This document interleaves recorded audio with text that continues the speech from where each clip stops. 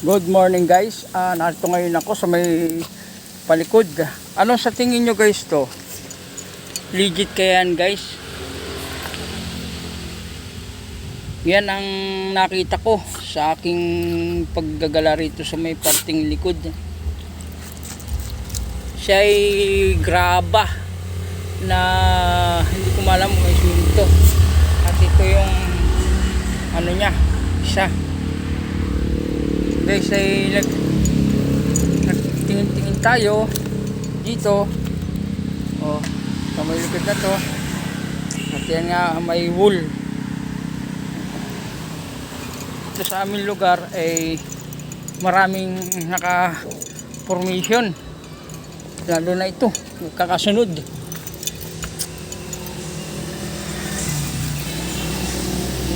Yan sa may kaingin ito. Anong tingin nyo dyan guys? Yan, legit kaya yan?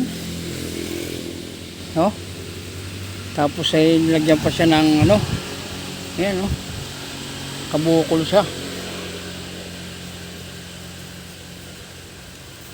Ayan guys yung magkakasunod hanggang doon sa may bahay.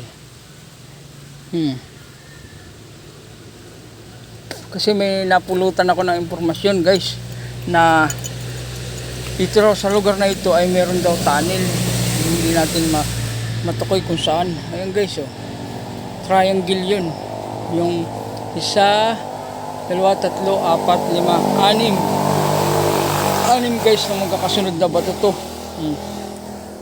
Ito yung dati na rito guys.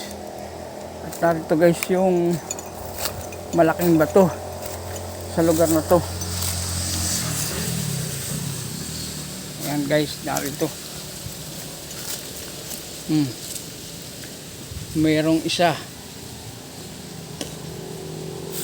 Yan guys ay dati na rito. Kaya ako tinatanong sa inyo kung ano ibig sabihin nun. At alam nyo, baka pwede naman sabihin ninyo guys. Kasi hindi nila matagpuan kung nasan yung tunnel dito sa lugar na to. Ito kasi bundok guys bundok yan yan para makita nyo yung buo. Burol siya, palusong sa may likod na to.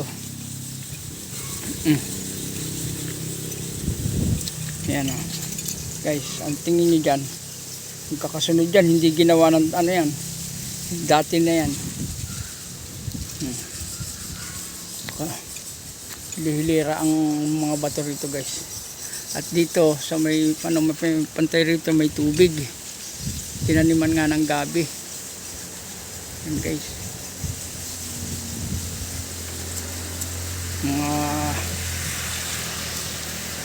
Mga rock formation sa isang maliit na bundok. Sige guys, at hanggang dito na lang sa susunod na abangan nyo. Bye bye.